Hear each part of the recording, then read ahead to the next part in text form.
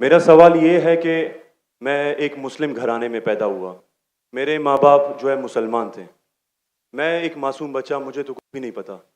मैं जब पैदा हो के जवान हुआ तो मेरा जो दिल है वो उसी चीज़ को तस्लीम करता है जो मेरे माँ बाप ने मुझे सिखाया। क्योंकि मैं मुस्लिम फैमिली में पैदा हुआ तो मैं इस्लाम को दिल से सच्चा समझता हूँ। अभी जैसे हमारे लक्ष्मण भाई आए थे, एक मासूम बच्चा, उसको कुछ भी नहीं पता कि मज़हब क्या है, रिलीजन क्या है। और वो क्रिश्चियन फैमिली में पैदा हो या हिंदू फैमिली में पैदा हो, तो वो उसी चीज़ को फॉलो करता है, उसी चीज़ को उसका दिल मानता है जो उसके माँ बाप ने उसको सिखाया हो और उसके माइंड में फीड किया हो।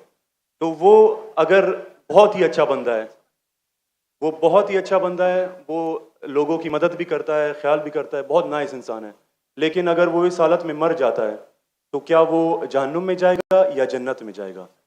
अगर जहन्नुम में जाएगा तो ये जस्टिस है या इनजस्टिस है?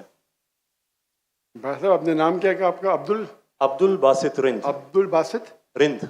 Rhythm Rind is a Balochi caste रिन ट्राइब है मेरा। रिन जी, रिंद। अब्दुल कादिर इस्लाम का नाम। अब्दुल बासित। अब्दुल बासित। यस। शेख अब्दुल बासित अच्छे कारी थे माशाल्लाह। भाई अब्दुल बासित ने बहुत अच्छा सवाल किया। बोला मैं मुसलमान खानदान में पैदा हूँ, मेरे वालिदैन मुसलमान थे और है, अल्हम्दुलिल्लाह है। नहीं, आपने थे बोला लेकिन ना गलती हो गई मुझसे। रिकॉर्डिंग है। मैं गलती एक्सेप्ट करता हूँ। है, मुसलमान है। जो उनने पढ़ाया मैंने कबूल किया। हमारे लक्ष्मण भाई हिंदू थे, हिंदू बन गए। अब्दुल बासित ने कहा जो मेरे वालिदैन ने कहा मैंने मान लिया। अब्दुल बासित साहब, अगर आपके वालिदैन आज कहते 2 जमा 2 5, आप मानेंगे? नहीं मानूंगा। तो ये बोलना कि जो वालिदैन ने कहा मैं मान गया, सही नहीं है। जब तो आप बच्चे थे तो शायद मान जाते थे, बराबर। 2 साल की उम्र में माँ ने बोली 2 जमा 2 5, तो आप हाँ बोलेंगे, बराबर कि नहीं? आज बोलेंगे तो आप मानेंगे। Very good. तो इस्लाम का ये कहना है, अल्लाह के रसूल फरमाते हैं कि जब तक बच्चा बालिग नहीं होता है उनके ऊपर कलम नहीं लिखी जाएंगी, मतलब वो मासूम है। अगर लक्ष्मण जो है अभी तो बालिग है, 25 साल 30 साल 35 साल पता नहीं, यहां से दूर से दिख रहा नहीं था, लेकिन बालिग तो है ना। अगर कोई गैर मुसलमान हिंदू खानदान में पैदा होता है या ईसाई खानदान में खलदा होता है और बालिग बनने से पहले 10 साल की उम्र में या 8 साल की उम्र में इंतकाल हो जाता है तो वो जहन्नम में नहीं जाएगा, क्योंकि वो मासूम है। आप समझ रहे? लेकिन एक इंसान जब बालिग हो जाता है तो उसके वो जिम्मेदार है, बालिग को दोषी नहीं ठहरा सकता है। आज की तारीख में मैंने आपसे पूछा, आपके वालिदैन बोलेंगे 2 जमा 2 5, आप मानेंगे? आपने कहा नहीं। उसका मतलब आज आपकी वालिद, आपके वालदा अगर कोई गलत कहेंगे, आपके पास होश हवास आया, आप उसको कुछ बात में भी आप मान लेंगे गलत चीज को, लेकिन अक्सर गलत चीज को नहीं मानेंगे। आप अपनी वालिद से मोहब्बत करते, वालिदैन से मोहब्बत कर, उसका मतलब नहीं कि आप खिलाफ है उनके, लेकिन अभी आप बालिग बन गए, समझिएगा। तो ये बोलना कि क्योंकि वालिदैन, कुरान क्या आयत है, ये काफिर ये नहीं कह सकेंगे कि उनके वालिदैन काफिर थे, ये काफी नहीं है। कुरान क्या आयत है? तो उसका मतलब अगर बचपन में कोई बच्चे का इंतकाल हो जाता है, चाहे वो मुस्लिम खानदान से गैर मुस्लिम खानदान से, अगर बालिग नहीं होता है तो कलम उन पे नहीं चलती है, वो जहन्नम में नहीं जाएंगे। साफ है। एक बार बालिग हो जाते हैं, उनको इल्म हो जाता है, फिर इसीलिए अल्लाह के रसूल फरमाते हैं कि हर इंसान, हर बच्चा दीनुल फित्र में पैदा होता है। उसके बाद उसके वालिदैन, उसके टीचर उसको बुत परस्ती सिखाते, उसको आग की इबादत करना सिखाते और वो बुत परस्ती करने लगता है। बच्चा है तो माफ हो जाएगा, बालिग हो जाता है, उसके पास समझ आ जाती है तो वो जिम्मेदार है। तो अगर एक इंसान बालिग हो गया 25 साल 30 साल की उम्र में, शिर्क करता है और उसका इंतकाल होता है तो वो जिम्मेदार है। पहला मुझे ये कहने के लिए कह दो, क्या आप समझते खाली मुसलमान में पैदा हो गए तो जन्नत में जाएंगे?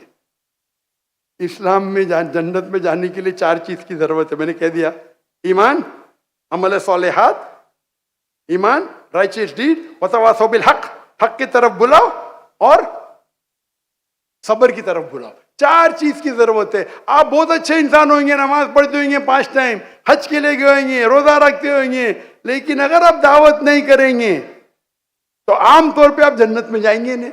अल्लाह ताला आपको माफ करने चाहता है और जन्नत में डालना चाहता है, वो अल्लाह की मर्जी, वो डाल सकता है, लेकिन आमतौर पे आप जन्नत नहीं जाएंगे। उसी तरीके से कई गैर मुस्लिम मुस्लिम बन रहे लाखों की तादाद में, और समझ रहे, तो लाखों की तादाद में गैर मुस्लिम इस्लाम कबूल कर रहे, वो जन्नत में जाएंगे कि नहीं? सर नहीं, सवाल जी जी जाएंगे कि नहीं? बिल्कुल जाएंगे। और एक आदमी आज अगर इस्लाम कबूल करता है, अल्लाह ताला के रसूल फरमाते उसके सब गुनाह माफ। तो आपसे अच्छा मेरे साथ अच्छा हो गया ना। हम कितने भी अच्छे गुनाह तो थोड़े करते होंगे छोटे मोटे।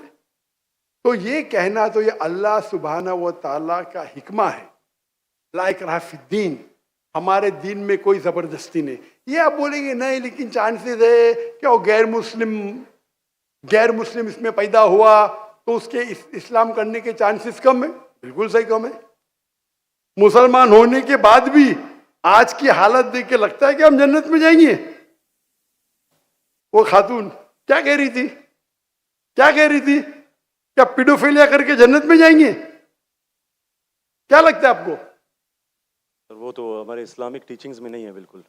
लेकिन जन्नत में जाएंगे क्या वो मुसलमान? अगर अपने आप को मुसलमान कहते हैं और पीडोफिलिया कहते, जन्नत में जाएंगे? बिल्कुल नहीं। अगर वो खातून सही है, क्या पीडोफिलिया है, तो उनका पहला सवाल का हिस्सा गलत है। वो मुसलमान है ही नहीं। हाँ, नाम के होंगे, कलमा पढ़ते होंगे, लेकिन ये कहना कि हम लोग दीनी हैं, ये गलत है। अगर वो इस्तिगफार करे अल्लाह ताला माफ कर सकता है उनको, कोई भी गुनाह। लेकिन ये कहना कि इस्लामिक है, नाम के मुसलमान होंगे या नॉट प्रैक्टिसिंग मुस्लिम होंगे, तो हमें गलत फहमी है कि मुसलमान फैमिली में पैदा हुए तो जन्नत की टिकट मिल गई। ये हमें गलत फहमी है। मैं भी जुद्द हो, मुझे भी पता नहीं मेरी जन्नत की टिकट है, इसीलिए मेहनत करता हूँ, रात रात जागता हूँ, दुआ करता हूँ अल्लाह ताला कबूल फरमाए। अल्लाह के रसूल हर रोज 70 बार इस्तिगफार करते थे। कितने बार? 70 बार। अल्लाह के रसूल सबसे बेहतरीन इंसान दुनिया में, सबसे बेहतरीन मुसलमान 70 बार इस्तिगफार करते थे। कहते थे कि मेरा रब जो मुझे इतने नियामत देता है, मैं जो कुछ करता हूं माफ करता है, मैंने इस्तिगफार करूं तो कौन करेगा? तो ये आज के हमारे माशरे में गलत फहमी है कि हम मुसलमान हैं तो बस जन्नत की टिकट मिल गई हमें, हम दुआ करते अल्लाह ताला में माफ करे। तो अल्लाह सुब्हाना व ताला अगर कोई गैर मुस्लिम पैदा होता है और बालिग बनने के पहले मर जाता है तो वो जहन्नम में नहीं जाएगा। बालिग बनने के बाद उसकी गलती है, ही इज रिस्पॉन्सिबल। आप जिस तरीके से बोलते हैं 2 जमा जो 5 में नहीं मानूंगा, तो वो क्यों मान रहे बुत परस्ती गलत है? और मेरे हिसाब से 2 जमा जो 5 और बड़ी गलती है बनिस्बत बुत परस्ती करना। समझ रहे? क्योंकि अल्लाह सुब्हाना व ताला हमारे खालिक, हमारे मालिक, जिसने इतने नियामत दी हमें, हम उसका शुक्र अदा नहीं कर सकते। मैथ्स में गलती करना थोड़ी गुनाह है क्या? अगर कोई मुस्लिम 2 जमा जो 5 बोलेंगे जन्नत में जाएगा? हाँ बोलेंगे भाई इल्म नहीं है, मैथ्स में कमजोर है, बराबर कि नहीं? आप थोड़ी उसको मर्डर थोड़ी कर सकते, आप उसको नहीं कर सकते ना। तो कौन बड़ा गुनहगार, 2 जमा जो 5 कहने वाला क्या जो बुत परस्ती करता है? बुत परस्ती ऑब्वियसली। अल्लाह अल्लाह ने हमको इतनी नियामत दी, बराबर, हम अल्लाह का शुक्र अदा करते? कितने लोग शुक्र अदा करते कि अल्लाह ने हमें इतना अच्छा घर दिया, इतने अच्छे कपड़े दी, इतने अच्छे गाड़ी दी, खाना दिया। हम कितने बार शुक्र अदा करते? कितने बार हम शुक्र अदा करते? पानी पीना, अगर कुछ दिनों के लिए 2-3 हफ्ते के लिए पानी नहीं मिला मर जाएंगे, कितने बार शुक्र अदा करते? मैं पूछना चाहता हूं इतने बड़े मजमे से कितने लोग ने अल्लाह का शुक्र अदा किए कि हमें सांस ऑक्सीजन दे रहा है? कितने लोग ने शुक्र अदा किया? अल्लाह का हाथ ऊपर करो। सांस के लिए, सांस के लिए, सांस के लिए, पानी के लिए नहीं, पानी के लिए नहीं। जो अल्लाह ताला हमें एयर दे रहा है, ताकि हम जी सके। आधे घंटे के लिए हमें हवा नहीं मिलेंगे, मर जाएंगे। कितने लोग ने शुक्र अदा किया अल्लाह का सांस के लिए? 4-5% है माशाअल्लाह। शायद आपने मेरा लेक्चर सुने, आपने लेक्चर सुने थे what is the purpose of life? कौन लोग ने सुने मेरा लेक्चर आज के पहले? What is the purpose of life? हाथ ऊपर करो। माशाअल्लाह, उससे बड़ी तादाद है। मतलब अपने अगर लेक्चर सुने तो लेक्चर में बोलता हूं मैं, यहां जरा वक्त की किल्लत थी तो लेक्चर के बाद बोल रहा हूं मैं। जो सांस लेते उसका तो शुक्र अदा करना चाहिए। तो हम कितने नाशुक्र अदा है।